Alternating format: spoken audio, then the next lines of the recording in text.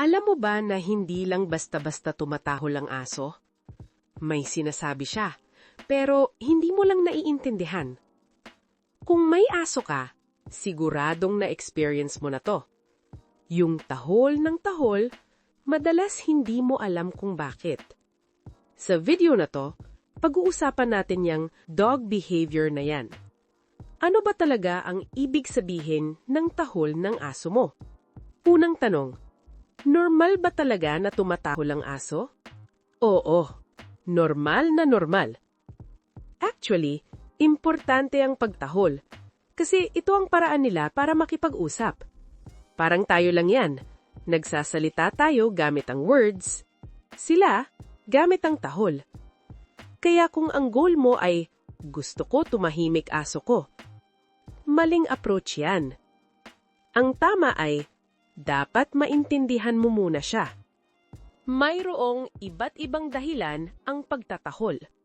Una, yung may narinig o nakita siya. Halimbawa, may dumaan sa gate, may kumatok, o may ibang aso sa labas.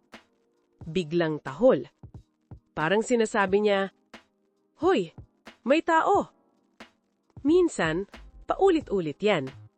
Kasi gusto niyang siguraduhin na aware at alerto ka.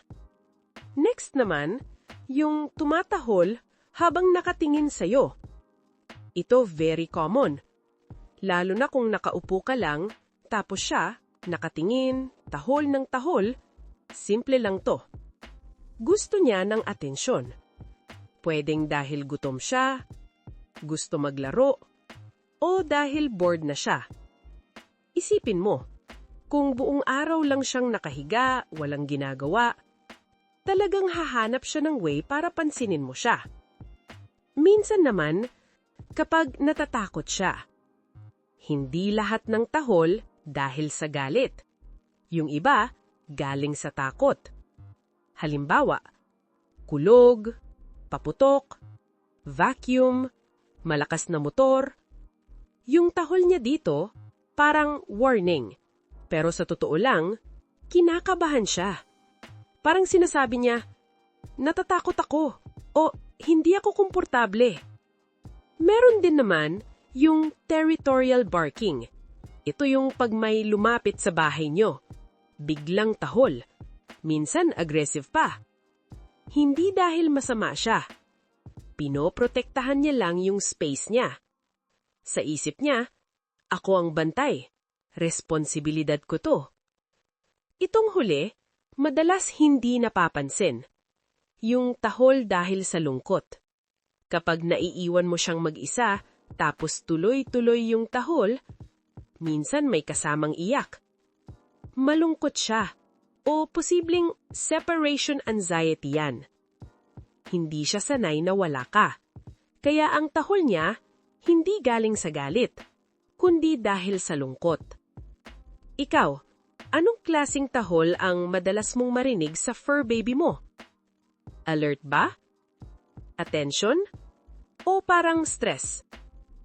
Comment mo sa baba ang name ng fur baby mo at kung anong klaseng bark ang madalas niyang gawin. Balik tayo sa topic. Paano mo ba talaga sila maiintindihan? Hindi sapat na marinig mo lang ang tono ng tahol. Kailangan palagi mong i-connect sa sitwasyon. Una, ano ang nangyayari sa paligid? May tao ba? May ingay? O mag-isa lang siya? Pangalawa, body language. Ito sobrang importante. Relaxed ba siya o tense? Nakataas ba ang buntot o nakasiksik? Nakatingin ba siya sa'yo o sa labas? Pangatlo, pattern ng tahol. Sunod-sunod ba? Paisa-isa? Malakas o mahina? Example, kung mabilis at sunod-sunod, usually alert yan. Kung mabagal, tapos may iyak, possible emotional yan. Kaya next time na tumahol siya, huwag mo agad sigawan. Observe mo muna. Ito ang pinaka-importante sa mga dog owners. Hindi lahat ng pagtahol dapat sinasaway. Minsan, dapat mo pa nga siyang i-praise. Halimbawa, tumahol siya kasi may tao sa labas. Goods yan. Ginagawa niya trabaho niya. Dito, pwede mong sabihin, okay, good job. Tapos, kalmahin mo siya. Kapag tumahol siya para i-alert ka, reward mo siya after huminto, hindi habang tumatahol pa. Tumahol siya kasi may danger o kakaiba? Again, goods yan. Pero, kung tumatahol siya dahil bored o attention-seeking, huwag mo siyang i-reward. Kung kaya nyo, best na huwag nyo siyang pansinin. Kasi matututunan niya na, pag tumahol ako, papansinin ako. So, ang rule simple lang. I-praise mo kung tama ang dahilan, i-ignore or redirect kapag mali ang dahilan. Kailan naman nagiging problema ang pagtahol? Nagiging problema lang yan kung non-stop na talaga. Kahit walang dahilan. Nakakaistorbo na o parang stress na siya. Dito mo na kailangan talagang mag-adjust. Hindi para sigawan siya, kundi para tulungan mo siya. Sa totoo lang, hindi naman gustong mag-ingay ng aso mo. May sinasabi lang talaga siya, hindi mo palang agad naiintindihan. Pero once na gets mo yan, mas magiging okay yung relationship nyo.